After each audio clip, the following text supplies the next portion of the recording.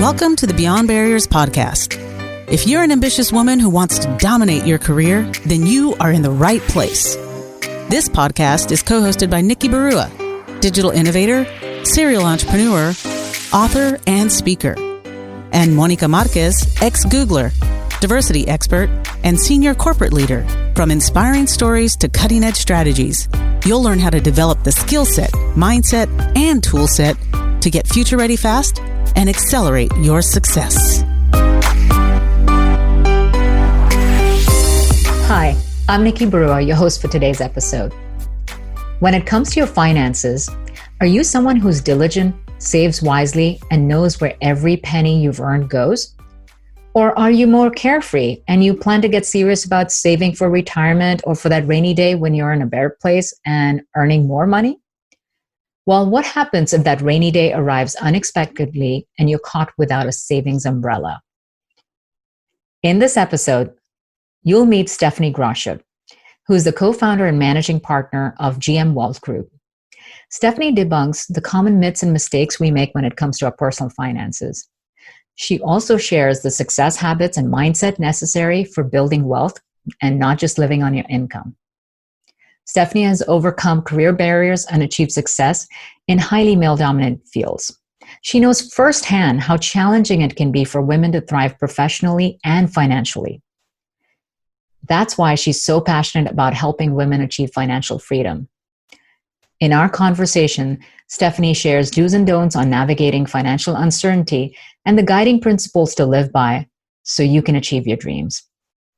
Visit IamBeyondBarriers.com, where you'll find show notes and links to all the resources in this episode, including the best way to get in touch with Stephanie. Hi, Stephanie. Welcome. Thank you for joining us today. I wanted to have you on the show because your topic of expertise is something that everybody is talking about right now, which is money. And that's why I wanted to get your perspective. I wanted to share your story with the audience, but also get your expert perspective to help guide our listeners through a very challenging time. So thank you for joining us, and I really appreciate having you. Thank you. Thank you for having me. So first off, Stephanie, let's introduce you to our audience. So let's start off with, tell us what you do and what got you there. Okay, great.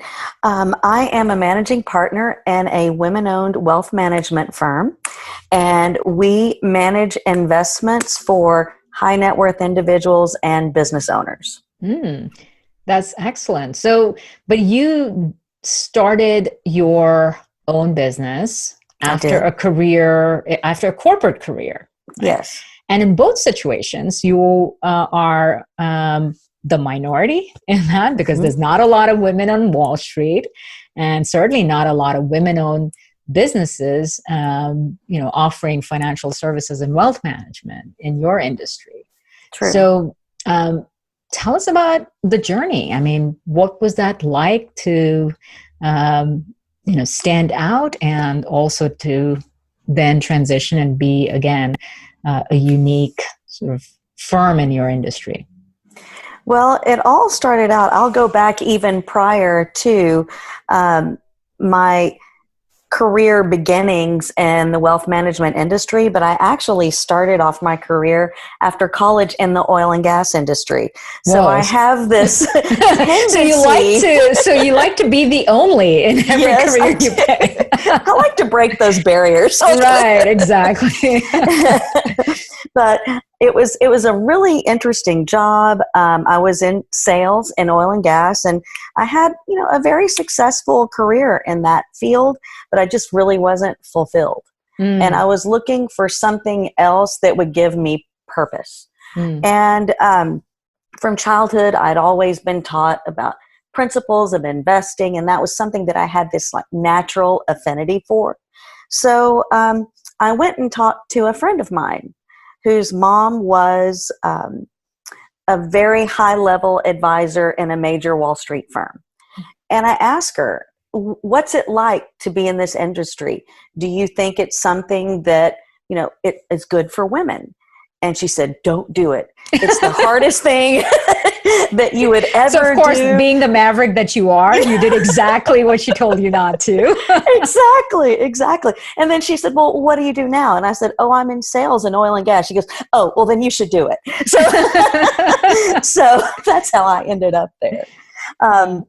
So I ended up working for a major Wall Street firm back in 2001. And I've always had this, quote from my father in my head.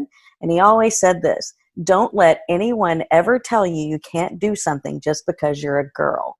Oh, love that. So that's how I got to where I am today. Being bullheaded, right?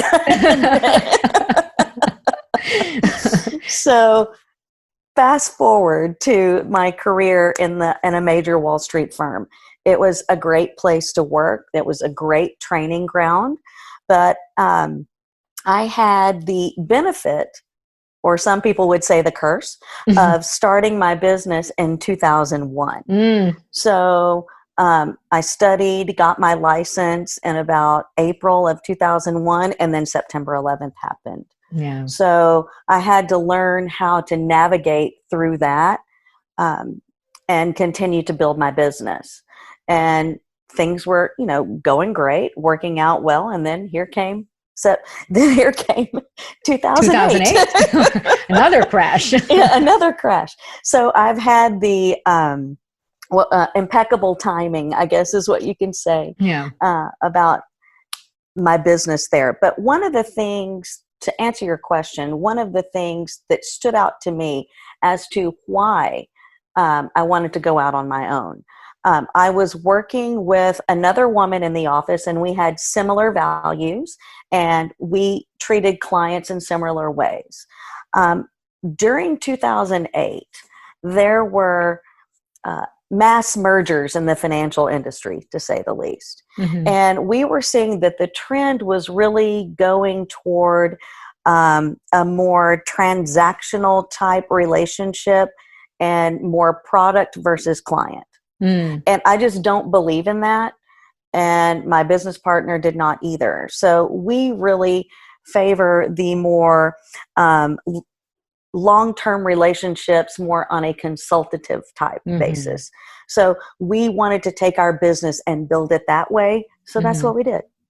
That's so incredible, because you really focused on what gave you purpose and meaning and align with your values of serving your clients from a place of making a difference in their lives. And money and wealth is so much a part of what shapes our life experience, and empowering their dreams, as opposed to pushing products because of commissions and, or treating the relationship transactionally versus something that stays for the long haul. And from the client perspective, as someone who's had experiences with numerous firms over the years, hands down, I can tell you, when you are treated with care, it makes all the difference in the world.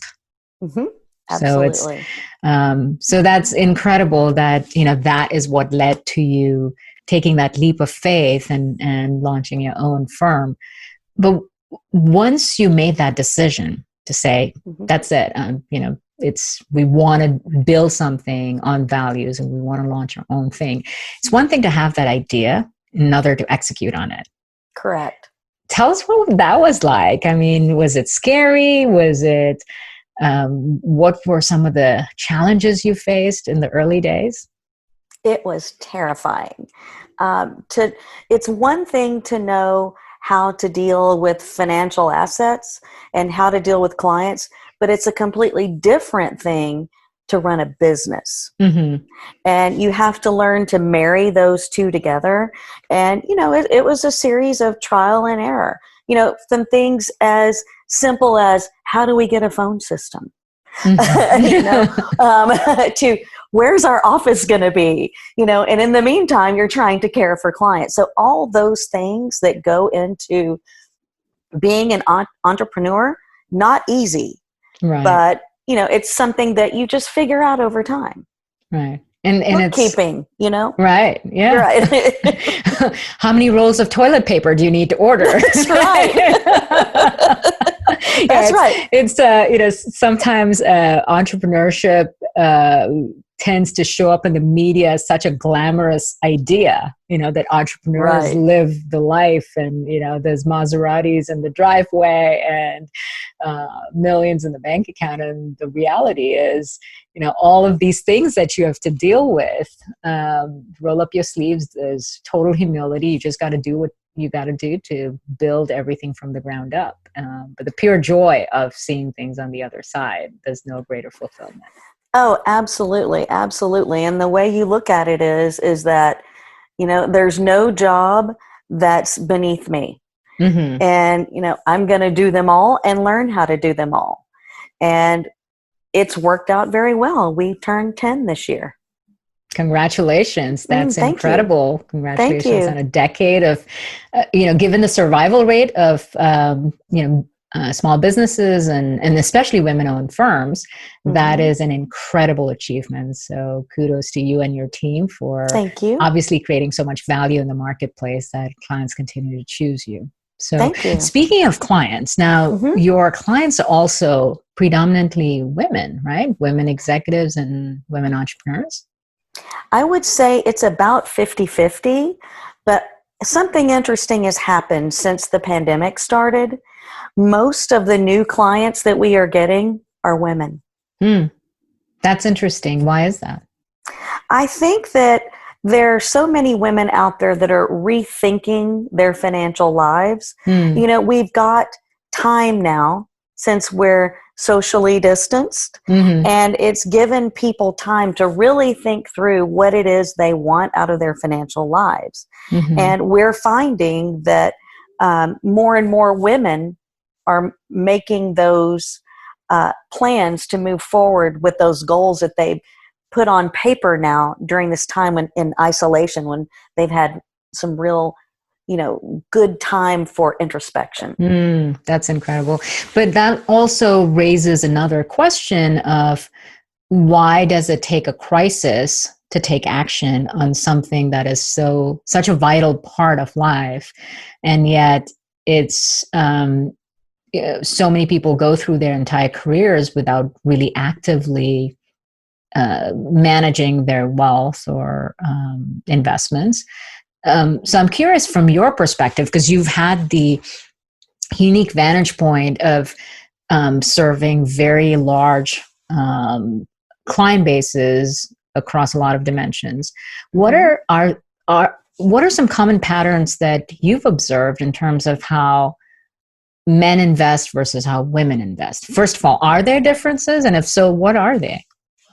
Yes, there are. And I think it's not just in how they invest, but also sort of like behavior patterns. And what I mean by that, and if you look at all the studies that are out there, and there are a million of them, but a lot of them say the same things.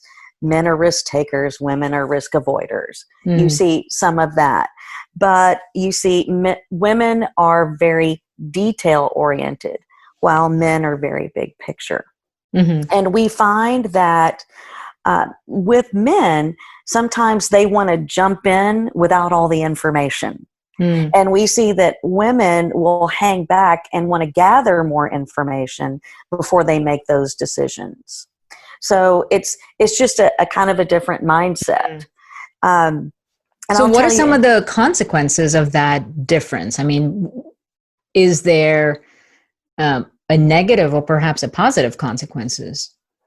Well, I think that it's neither negative nor positive, men versus women, but I do think that sometimes in either situation, the most important component that they miss is risk. And what do you mean by that? I think that sometimes you will see certain people jump forward and make decisions and not consider risk. And so they could fall into a trap. But then on the other side of the fence, you could also see people who miss opportunity because they don't too cautious. Right. They don't take enough risk. So I think you can see it on both sides of the scale. Got it. So taking a sort of a 50,000 foot perspective, What are some of the guiding principles that you have learned in your career that are important in terms of wealth creation? I think that not waiting is a big one. So when you're a young person, you've just graduated from college and you've gotten your first real job, sign up for the 401k. Don't delay. It's really, really important, because if you consider one of the most important factors in building wealth is time, right? So if you start early, you'll have to save a lot less to get to that goal over time. And we see time because the and money time is doing the work for you. I mean, the compounding effect is doing the work for you versus you having less time and then having to put in more to yield the same amount at the end. Right. And while, like we were talking about earlier, while Prada shoes and Gucci purses are beautiful, in retirement, you can't eat them. So it's important. Nor in an emergency. They're not really effective assets in an emergency like a pandemic. That's right. So I think it's really important to not wait and consider yourself very important. Pay yourself first before you pay anything else. Consider yourself a bill and pay it like you pay your rent or your mortgage or any of your insurance or any of your other things. Always pay yourself first. So when you say pay yourself first, specifically you mean pay yourself towards your retirement funds or what have you. Invest in yourself. Correct. Don't make that something that you think about after you've paid off everyone else. And then you think, okay, well, what do I have left? Now let me see if there's anything left, versus making the decision first. Make yourself a priority. Even when it's painful, make yourself a priority. That is wise advice in all times and all situations. Yes. So, when you think about, let's say a hypothetical of someone who graduated from business school and is starting off in their corporate career with a major corporation, got great compensation and benefits and so forth, but they're trying to figure out, well, I'm young, I'm not married yet, I don't have kids or dependents, I don't really own a home yet, I don't really need to worry about sort of saving or investing or any of that. I don't really need to worry about life insurance or any of the things that you start to think about at a certain age. What advice would you give to someone in that situation? I mean, is it okay for them to not bother with any of these things yet because, they have a whole lifetime ahead? No, I think first and foremost, if you've got your great consulting gig or you're working for, a big Fortune 500 company, they are all going to offer retirement plans. So you need to participate. Number one, you need to start saving. But number two, if you're not participating in their 401k, you're paying too much tax. That's a big one. Right. And another thing is, and I think everybody needs to have this, is an emergency fund. And I think the pandemic has really opened this up for everyone to see what the savings rate in the United States looks like. And while now it's starting to grow, it has been too low for too long. And, you could figure out what is most comfortable for you. But we look at telling young people, try to have at least 6 months' salary in savings at all times, because things just happen that you have no control over. So you need to be prepared.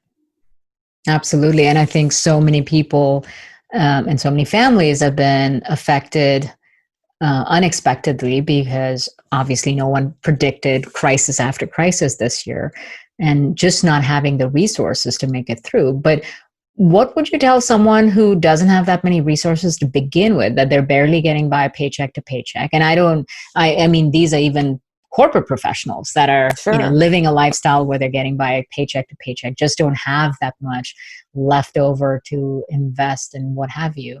I mean, how does someone in that situation even start to turn things around? I mean, is that when you need an expert to guide you? And like, what steps would you take? Well, I think first and foremost, you probably need to revisit your budget and see if there are some things in there that could possibly be taken out. And then consider if you are working for a corporation and they have some sort of retirement plan, even if you put 1% of it and 1% of your salary into the plan to start, you're still better off than putting nothing. And that 1% out of your paycheck is probably not going to make a difference into what you bring home. But over time, the compounding of that 1% contribution will make all the difference. Got it. Yeah. And it's not thinking that, oh, it's too little, why bother saving? It's anything is better than zero. Correct. And it's just getting started soon. Correct. So let's talk about just the current situation. I mean, obviously there's a ton of economic uncertainty, and there's people who've lost their jobs or at risk of getting laid off. And there's general sort of, anxiety about personal finances. There's a tendency to have knee-jerk reactions at such times. What is the emotional state and mindset that is important during such uncertain times? Well, first things first, don't panic. Second thing you need to do is really just sit down by yourself and think. I do that every morning before I get to work. I sit for just a few minutes and just think about, what do I need to accomplish today? And start checking off your list, right? But focus on your budget. And we know during the pandemic, people are spending less, so you can save a little more during this time. But also don't pay attention to all of the stuff out there. We call it the noise. So navigate the noise is what we're saying. You've got the news coming at you. You've got all kinds of articles coming at you from the internet. Just do not pay attention to that and focus on your goal. Navigate through that noise. Right.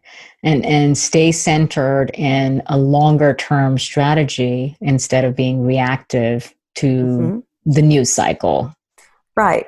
And if you do have an advisor, just because we're socially distanced right now, we don't need to be socially disconnected. So talk to your advisor, tell them about, your concerns and your feelings about your goals, and have them walk you through it. So that brings up a good point, which is, one, how do you even find an advisor, in terms of choosing one? Because on one hand, there's so many out there. Right. What are some sort of criteria for choosing one wisely? But secondly, one of the things that I've found, certainly in my community of working professionals, is especially with the women, there's so many of them have never actually gotten advice from an advisor. They don't have someone to guide them. It's sort of, like managing your books yourself, right? I get paid, it goes into a bank account, I pay the bills, and then what's left over, I spend or I save in a savings account or put into my 401k, and that's about it. There's this myth that, well, I don't really have investable assets over $10 million, so it doesn't make sense for me to work with an advisor. So keeping that in mind, that mentality in mind, what would you say to someone who's thinking like that, to say, well, I really don't have enough to even get an advisor, and if I did, I wouldn't know how to choose one? Well, I would think the first thing you do is to, I know a lot of people nowadays have mentors that they work with inside corporations. I would ask them for a referral, or ask someone you trust for a referral, because I think it's hard nowadays just to go online and find someone. I think that, trusted networks are more helpful in that regard. And in terms of people feeling like, oh, if my account's too small, we don't think like that. We want to work with people who want to work with us and that we can help. Mm-hmm. And in my mind, the most important thing when you meet with an advisor is you want someone to listen to you. Mm-hmm. And then collaboratively come up with the right plan for you. I think that's really, really important. So just to demystify things for people that are perhaps not used to working with a wealth manager or a financial advisor, what do they do? I mean, if someone walked into your office and asked for your guidance, like, what does that process look like? What do you actually do for them? Well, we would sit down and we would talk. We do a lot of talking. But we'd want to learn about the person. We'd want to learn about their goals. What do they want to achieve in life? And then we would talk about how do we get there? Because I think investments are great, but you need to have a purpose for them, right? Mm-hmm. So you need to have goals and aspirations with monetary values assigned to them. Mm-hmm. And then we can help you apply the appropriate investments to meet those goals. Mm. So to me, just making investments without a purpose is really difficult. Mm.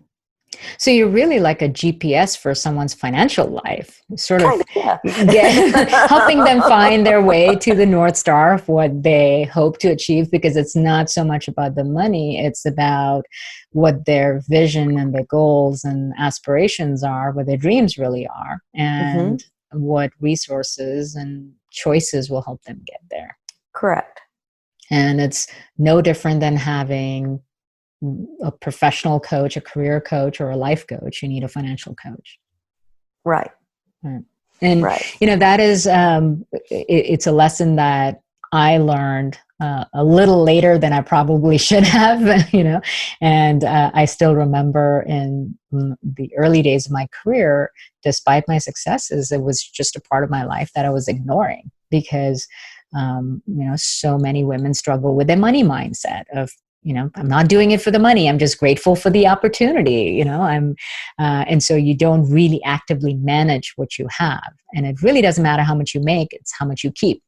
And if you're not wise about those strategies, you can keep going and you have nothing to show for it. And certainly I've benefited tremendously from having, terrific advisors that help sort of steer and find that North Star. And the lesson that I ultimately learned was start sooner. Right. And get the right help. Right. So, so when it comes to money mindset in general, what are some of the things that get in the way for women? I think, and I'll give you a statistic. When it comes to retirement, there are some statistics that say women's retirement assets are about 70% of men's retirement assets. Wow. So, and it could be for a lot of reasons. One could be that, we started to work later in life. Mm-hmm. One could be that we started a career, then stayed home to take care of the kids, and then went back to work. So there is a gap in savings there. Mm-hmm. So it could be for all kinds of reasons, or it could be that we just never really, focus so much on the investing and building wealth part, and we focus more on the career goals and creating, going up that corporate ladder, getting higher income, but then not focusing on the wealth creation part of that. Because high income is one thing, but income does not equal assets. That's an important distinction, because that's often confused of my paycheck is going higher year after year because I'm switching jobs or getting promoted and taking pride in that higher paycheck, but really you're not moving the needle in terms of asset growth and wealth creation. Right. So demystify that a little bit for us, break that down a little bit further. in regard to the income versus assets. Yeah. So we'll see some people, and I'm not saying it's specifically women or men, it's people in general, but they will not focus so much on the wealth generation part of their lives. They focus more on the income part. But then if something happens and we don't have the assets to, for example, cover an illness, cover a lost job, something like that, then what happens is what retirement assets they have end up paying those bills. So it eats into our net worth. Yeah. So the way I see it is, no matter what you do, put your retirement funds on lockdown. That's what you really need to put into lockdown. The lockdown. Yeah. Or have very, very good reasons to tap into that. Correct. It should not be for survival. Correct. And, there are smart ways to do that. And in certain instances, it can be done. But I think you'll need to talk through with an advisor on the smartest way to do that. That's true. So what are some of I'm going to switch into a little bit more about your personal journey. Now, having had this very successful career, both on Wall Street as well as leading your own firm and helping so many people and making a difference in so many people's lives, what are you most proud of? I'm proud of helping our clients achieve the goals that they put out for themselves. It's so exciting to see when someone comes in to us and says, in 5 years, I want to own my own business. And in 5 years, they get there. That's so amazing to me. Because you're making people's dreams come true. Correct. And what is the number one lesson you have learned in your career? Especially as an anomaly in your industry, right? You're always in the minority of someone who has achieved successes in your industry. So what is the most important lesson you've learned? It's perseverance. You're going to have up days and down days. And as we can see, even from lately, there's, ups and downs in one day. But it's just, focus to your goal, stick to your goal, have focus, and don't give up. It's, the principles are so simple, they're not easy. Correct. Correct. But Easier said than done, right? Easier said than done. And, it's choosing to do what's right, Right. Not settling for what's easy. So, but they are simple principles to follow. Yes. One of the other things that would be very helpful to get your perspective on is, you've seen and worked with very successful, very wealthy people. What are some of the success habits when it comes to wealth creation, or that has led to wealth creation, perhaps, that you have observed that everyone can learn from? I think what we see from our very high net worth clients is that they are consistent savers. And it's interesting, even the ones who are retired, they don't want to take their money out. They want to keep saving. It's a very interesting phenomenon. There's that. And then there's also this idea of risk. And those people who have built large amounts of wealth really pay attention to risk because they want to stay wealthy. Correct? So they will do what they can to keep risk at a minimum. That's really valuable perspective, because on one hand, the myth is that you have to be a big risk taker to create big wealth. And the irony is that a lot of very successful people really manage to the downside of reducing their risk or taking calculated risks as opposed to just focusing on the upside. That's correct. Because it's so much harder to make it than to keep it. Correct. That's right. Well, what final words of advice would you have for our audience to guide them during this time? I would say, repeat, navigate the noise right now. Don't focus on the news bites. Really focus on you and save as much as you can during this downtime. Don't forget that you are the most important. Take care of yourself. Pay yourself first. That's really, really important. And be consistent. And if you can find the help of an advisor, I would highly recommend doing that. Just to have someone guide you, to give you a roadmap on how to achieve those goals that you set for yourself. That's fantastic. Thank you for that advice. And so for people that may not know where to even begin, is that an opportunity for them to perhaps connect with someone like yourself for guidance, to even just like a diagnostic, if you will, to say, I need a health check. I need a, review to say, I don't know where to begin. I have no idea how to navigate this crisis. I just need an expert opinion, even if you're not ready to do anything else. Absolutely. Right. So that's excellent. We'll be sure to share your information, with our audience so that they know, an expert that they can reach out to and get some guidance and help during this difficult time, because this has affected so many people in terms of just being able to sleep soundly at night and not worry so much about the day-to-day uncertainty and worry about what's going to happen next. That just having an expert who can guide them and give them an unbiased, realistic, objective perspective, and then help to navigate like that GPS and get them not only through the noise, but to a better place. I think that would be very powerful.